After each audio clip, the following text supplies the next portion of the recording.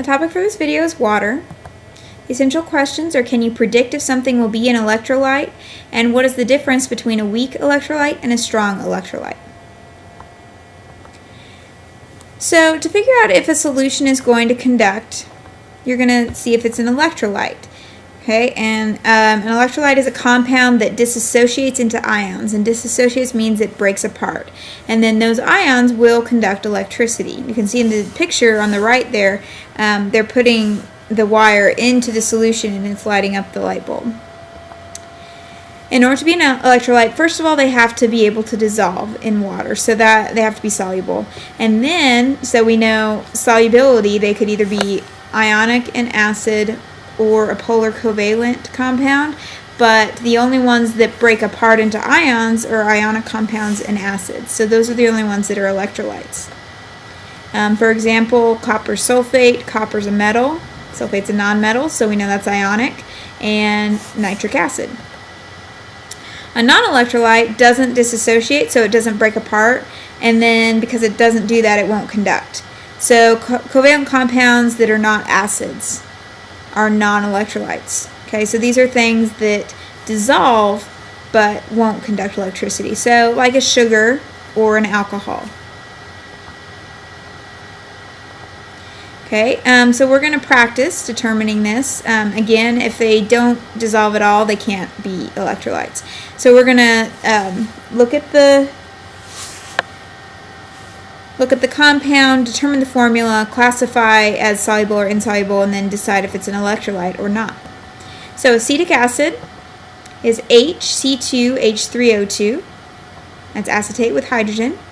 That's soluble because it's an acid. It's an acid, so that also means it's an electrolyte. Calcium chloride, calcium is Ca and it's a +2, chlorine is -1, so that's CaCl2 after I cross over. And calcium's a metal, so this is ionic, which makes it a soluble compound, and it's ionic, so that means it's also an electrolyte. Benzene is C6H6, so this would classify as an insoluble, and if it's insoluble, it cannot be an electrolyte. Okay, so we're going to look at whether something is a strong or weak electrolyte. So a strong electrolyte dissociates completely, which means it all the parts of the molecules break apart. Okay, so for, examples of things that do this are ionic compounds and strong acids. And there are 6 strong acids, and honestly, you're just going to have to memorize these. You have hydrochloric acid, hydrobromic acid, hydroiodic acid, nitric acid, sulfuric acid, and perchloric acid. And if you look at the picture on the top left where it says strong, you can see they've all broken apart into positive and negative ions. That's what dissociate completely means. A weak electrolyte dissociates partially, so a few of them break off and a few of them stick together. So if you look at the middle beaker on that top picture, the weak has a few pluses and minuses and a few that are still stuck together. This would be weak acids. So you don't have to memorize weak acids, you know your 6 strong ones, and anything else that's an acid will be considered a weak acid, and therefore a weak electrolyte.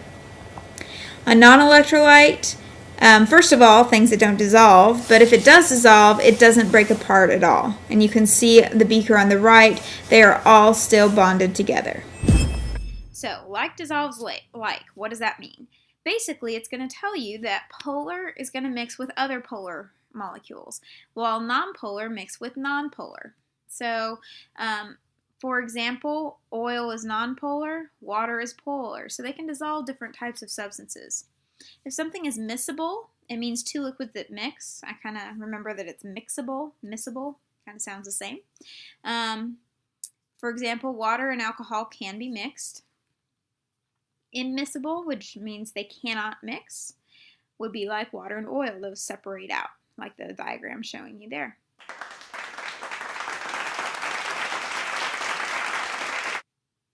So, what types of compounds are going to dissolve in water? We already said water's polar, so it's going to do that.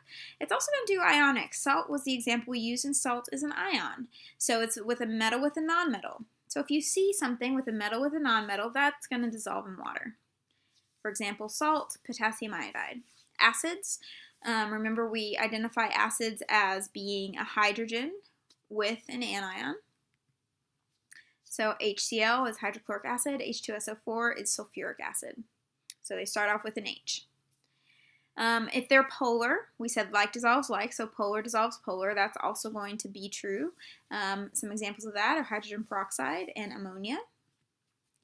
And any compounds with OH groups at the end, like sugars and alcohols, those are also going to dissolve in water. For instance, ethanol is C2H5OH, so we see that OH group, that will dissolve.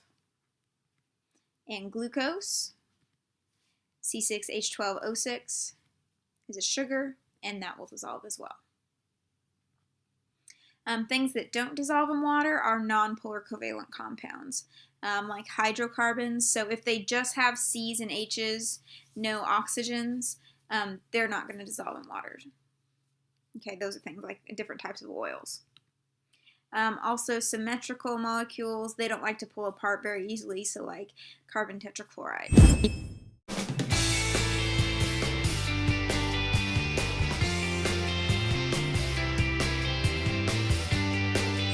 Silver nitrate was AgNO3. Silver is a metal, which makes it ionic. Okay, so ionic is going to be soluble. It's going to be an electrolyte, and ionic is going to be a strong electrolyte. So I put an S there at the end. Acetic acid is HC2H3O2. Okay, it's an acid. Okay, and it's not one of the 6 that I need to remember. And so it is soluble, and it is an electrolyte, but it's going to be a weak one. Hydrochloric acid is HCl. We know that's an acid, and that's one of the 6 strong ones. So it's going to be soluble, it's going to be an electrolyte, and it's going to be strong. Potassium iodide is Ki. Okay, that's a metal with a nonmetal, so that's going to be ionic, and that's going to be soluble, an electrolyte, and strong.